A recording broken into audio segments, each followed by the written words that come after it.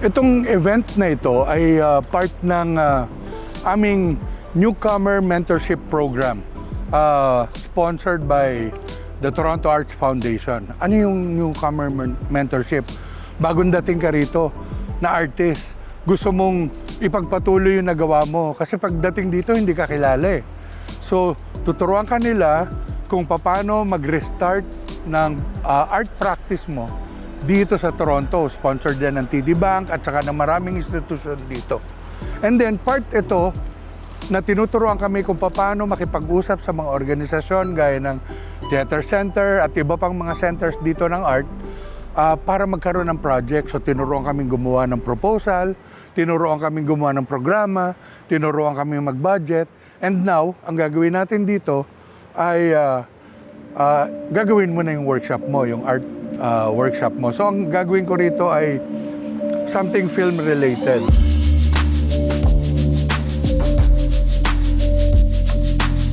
So the Theatre Centre as an organization has existed for a long time in many different venues, but for the last 12 years now it's been here at 1115 Queen Street West.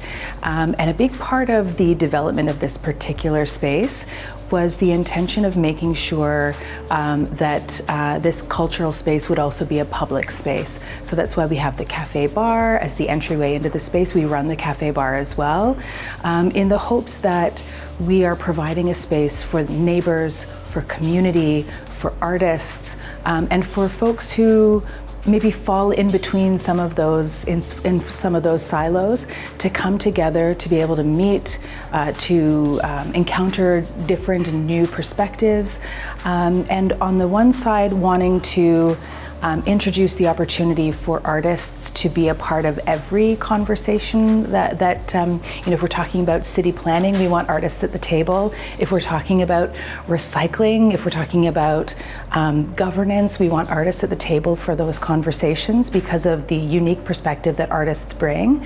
And in the same way as we're talking about the way that our organization works and how we share this space, we want to hear from community, want to hear from our neighbors. And so, you know, the cafe bar, we treat it as a third space.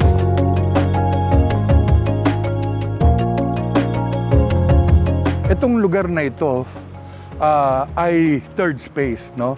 Ibig sabihin, between eskwela, bahay, simbahan, wala nang ibang mapapagtambayan ng mga tao. So itong mga ganitong lugar ang nagiging tambayan para maka-meet ng mga bagong kaibigan, makapag-chill, etc.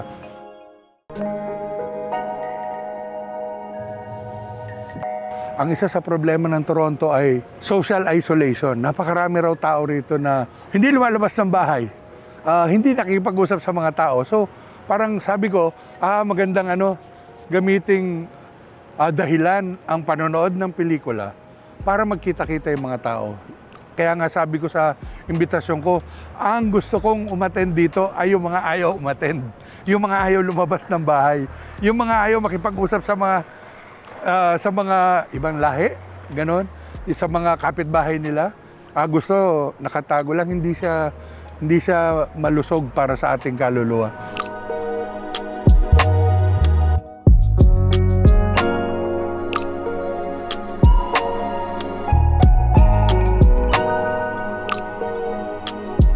The whole idea here is connection. I want to gather people. Hopefully you haven't met most of the people here, and then we'll watch a film. While watching the film, I would encourage you to express what you're feeling in color and in shapes. I just want to give you an outlet for your expression while we watch one of Canada's best films.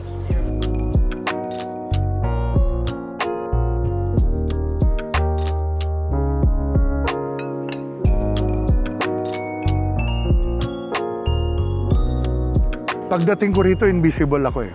Kung ano man yung nabuo ko sa Pilipinas, naiwan ko lahat yun. Mula sa aking mga gamit, sa aking buhay, sa aking mga kakilala, sa aking network. Kaya ko bang buuin ulit yung aking arts practice dito? Or mag-iibang trabaho na lang ako? Walang masama kung mag-iibang trabaho ako, pero ito ay subok.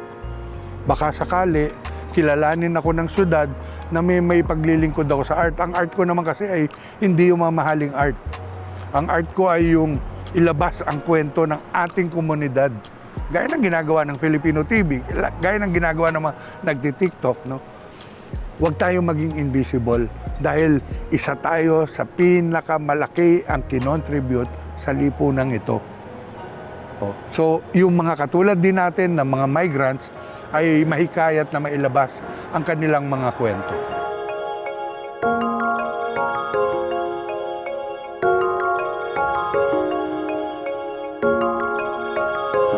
This is called Hello Neighbor, and this is a silent mixer. Nobody talks. Okay, you will go around and show your drawing to another person. Preferably not the one you came here with.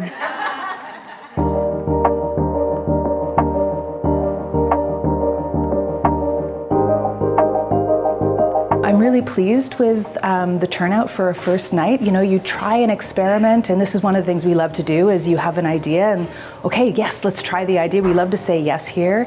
And so when Jim brought us the idea, it was like, yes, let's see how it goes. And you just never know what's going to happen when you experiment.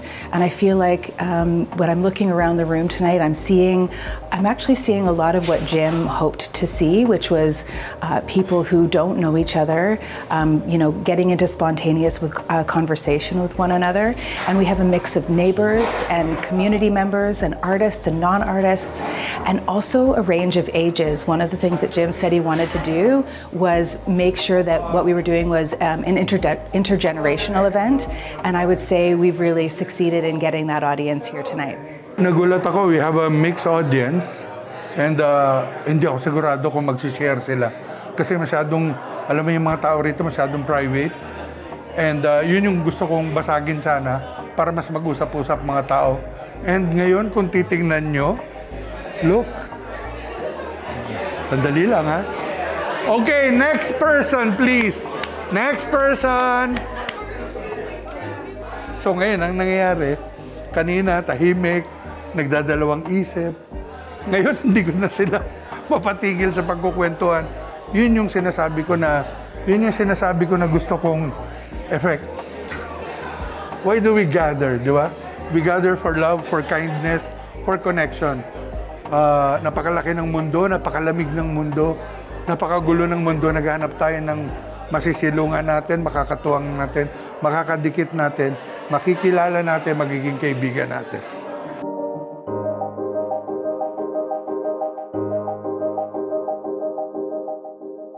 Gusto ko kayong makilala. Yung buhay ninyo rito, yung lungkot, yung hirap, na hindi natin maikwento sa iba, gusto ko siyang pag-usapan natin. At gagawa tayo ng mga malikaing paraan para magawa yan. Pelikula, documentary, mga ganitong pagtitipon, mga art projects, para mag-enjoy kayo na nagkukwento tungkol sa sarili ninyo at nagsishare ng inyong mga buhay.